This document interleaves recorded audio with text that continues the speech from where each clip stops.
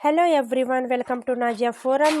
ನಾನು NMMS 2019 question ಪೇಪರ್ನಿಂದ SAT question ಪೇಪರ್ನಲ್ಲಿ ಪರ್ಟಿಕ್ಯುಲರ್ಲಿ ಮ್ಯಾಥಮೆಟಿಕ್ಸನ್ನು ಇಲ್ಲಿ ಡಿಸ್ಕಸ್ ಮಾಡ್ತಾ ಇದ್ದೀನಿ.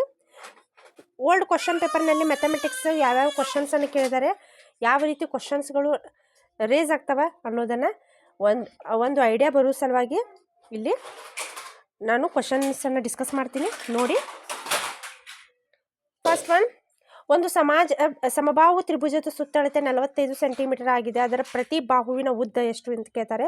ನೀವು ಕ್ಯಾಲ್ಕುಲೇಷನ್ನ ನೀವು ಮನೆಯಲ್ಲಿ ಮಾಡಿ, ಹೌದಾ. ನಾನು ಜಸ್ಟ್ ಡೈರೆಕ್ಟ್ ಆನ್ಸರ್ಗಳನ್ನು ಇಲ್ಲಿ ಹೇಳ್ತಾ ಹೋಗ್ತೀನಿ, ಹೌದಾ. ಒಂದು ಸಮಬಾಹು ತ್ರಿಭುಜದ ಸುತ್ತಳತೆ 45 ಸೆಂಟಿಮೀಟರ್ ಆಗಿದೆ. ಅದರ ಪ್ರತಿ ಬಾಹುವಿನ ಉದ್ದ ಎಷ್ಟು ಅಂತ ಕೇಳ್ತಾರೆ. ಇಲ್ಲಿ ಉತ್ತರ ಏನಾಗ್ತಿದೆಪ್ಪ ಅಂತಂದರೆ 15 ಸೆಂಟಿಮೀಟರ್, ಹೌದಾ. ಚಿತ್ರದಲ್ಲಿ ತ್ರಿಕೋನ KLM ಮತ್ತು ತ್ರಿಕೋನ PQM ಆದರೆ ಎಕ್ಸ್ನ ಬೆಲೆಯನ್ನು ಕಂಡುಹಿಡಿಯಿರಿ ಅಂತ ಹೇಳ್ತಾರೆ. ಸೂತ್ರ ಹಾಕಿ ಎಕ್ಸ್ನ ಬೆಲೆಯನ್ನು ಕಂಡುಹಿಡಿಯುವುದನ್ನು ನೋಡ್ಕೋಬೇಕು ನೀವು ಇದನ್ನು, ಹೌದಾ. 72ನೇದು ಉತ್ತರ 1. ಚಿತ್ರದಲ್ಲಿ AB ಮತ್ತು CD ಆದರೆ ಕೋನ AEC ಅಳತೆ ಎಷ್ಟು ಅಂತ ಕೇಳ್ತಾರೆ. ಕೋನ AEC ಅಳತೆಯನ್ನು ಕೇಳಿದ್ದಾರೆ. ಇಲ್ಲಿ 73ನೇದು ಉತ್ತರ 136 ಡಿಗ್ರಿ ಆಗ್ತದೆ. ಈ ಪ್ರಾಪ್ತಾಂಕಗಳ ಮಧ್ಯಾಂಕವನ್ನು ಕಂಡುಹಿಡಿಯಿರಿ ಅಂತ ಹೇಳ್ತಾರೆ. ಪ್ರಾಪ್ತಾಂಕಗಳ ಮಧ್ಯಾಂಕವನ್ನು ಕಂಡುಹಿಡಿಯಿರಿ. ಇದು ಎಷ್ಟು ಬರ್ತದೆ? 40.5 ಬರ್ತದೆ. 75ನೇ ಉತ್ತರ ಏನಾಗ್ತದಪ್ಪ? ಇಲ್ಲಿ 2ನೇದು 1/2. ಅಸಲು ಬೆಲೆಗೂ ಮಾರಿದ ಬೆಲೆಗೂ ಇರುವ ಅನುಪಾತ 5:7 ಆದರೆ ಶೇಕಡಾ ಬೆಲೆ ಎಷ್ಟು? ಪ್ರಾಫಿಟ್ ಪರ್ಸೆಂಟೇಜ್ ಎಷ್ಟು ಅಂತ ಕೇಳ್ತಾರೆ. ಇಲ್ಲಿ that profit percentage is 40. Next,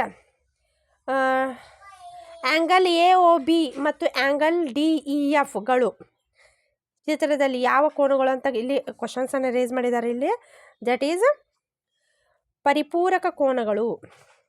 2 ರಿಂದ 18ರವರೆಗಿನ ಸಮಸಂಖ್ಯೆಯನ್ನು ಉಪಯೋಗಿಸಿ 3x3 ಮಾಯಾಚೌಕವನ್ನು ರಚಿಸಿದೆ. ಇದರ ಮಾಯಾ ಮೊತ್ತ ಎಷ್ಟು ಅಂತ ಕೇಳ್ತಾರೆ. ಮಾಯಾ ಮೊತ್ತ ಎಷ್ಟು? ಅದು 30. ಒಂದು ತರಗತಿಯಲ್ಲಿನ ಗಂಡು ಮತ್ತು ಹೆಣ್ಣು ಮಕ್ಕಳ ಅನುಪಾತ 7:5 ಇದೆ.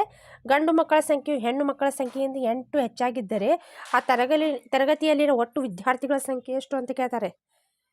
79ನೇದು ಇಲ್ಲಿ 48. 7 ಅಂಕಿಗಳ ಸಂಖ್ಯೆ 35A2479 ಆಗಿದ್ದು ಅದರಲ್ಲಿ A 1 ಅಂಕಿಯನ್ನು ಪ್ರತಿನಿಧಿಸುತ್ತದೆ. ಈ 7 ಅಂಕಿಗಳ ಸಂಖ್ಯೆಯು 11ರಿಂದ ನಿಖರವಾಗಿ ಭಾಗವಾಗುತ್ತದೆ. ಹಾಗಾದರೆ ಏನ ಬೆಲೆ ಎಷ್ಟು? ಏನ ಬೆಲೆ 9. ಒಬ್ಬ ವ್ಯಕ್ತಿಯು ಒಂದು ಮೇಜನ್ನು 2250ಕ್ಕೆ ಮಾರಿ ಅದರ ಕೊಂಡ ಬೆಲೆಗೆ 9/1 ಲಾಭ ಪಡೆಯುತ್ತಾನೆ. ಹಾಗಾದರೆ ಮೇಜಿನ ಕೊಂಡ ಬೆಲೆ ಎಷ್ಟು? ಇಲ್ಲಿ ಮೇಜಿನ ಕೊಂಡ ಬೆಲೆ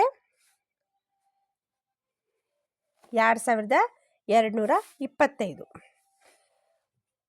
82ನೇ ಉತ್ತರ ಏನಾಗ್ತದೆ? ಇಲ್ಲಿ 1. ನೆಕ್ಸ್ಟ್ 83ನೇದು ಅದು ಕೂಡ ಕ್ಯಾಲ್ಕುಲೇಷನನ್ನು ಮಾಡಬೇಕು ನೀವು ಮನೆಯಲ್ಲಿ. ಅದರದ್ದು ಉತ್ತರ 8 ಆಗಿರ್ತದೆ. ಒಂದು ಸಂಖ್ಯೆಯ 3ನೇ 1ರಷ್ಟು ಒಂದನ್ನು ಕೂಡಿದಾಗ 5 ಆಗುತ್ತದೆ. ಹಾಗಾದರೆ ಆ ಸಂಖ್ಯೆ ಎಷ್ಟು ಅಂತ ಕೇಳ್ತಾರೆ.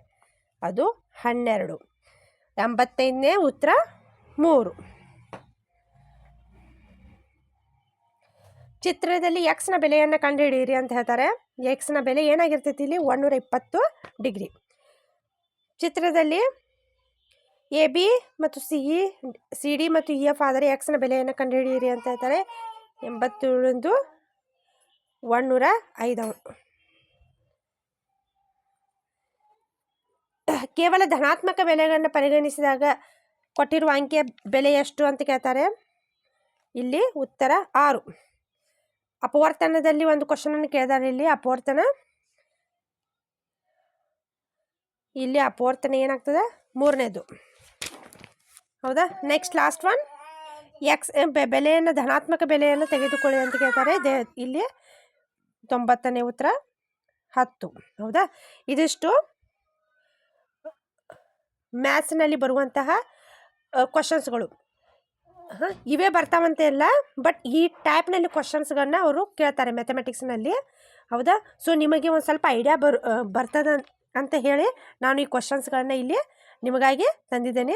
ಐ ಹೋಪ್ ನಿಮಗೆ ಒಂದು ಸ್ವಲ್ಪ ಐಡಿಯಾ ಅಂತೂ ಬಂದಿರುತ್ತೆ ಕ್ವಶನ್ಸ್ಗಳು ಯಾವ ಬರ್ತಾವೆ, ಹೌದಾ, ಅಂಕಗಣಿತದಿಂದ ಯಾವಷ್ಟು ಬರ್ತಾವೆ, ರೇಖಾಗಣಿತದಿಂದ ಹೇಗೆ ಬರ್ತಾವೆ, ಹೌದಾ ಅನ್ನೋದು ನಿಮಗೆ ಒಂದು ಐಡಿಯಾ ಸಿಗ್ತದೆ ಅಂತ ತಿಳ್ಕೊಂಡಿನಿ.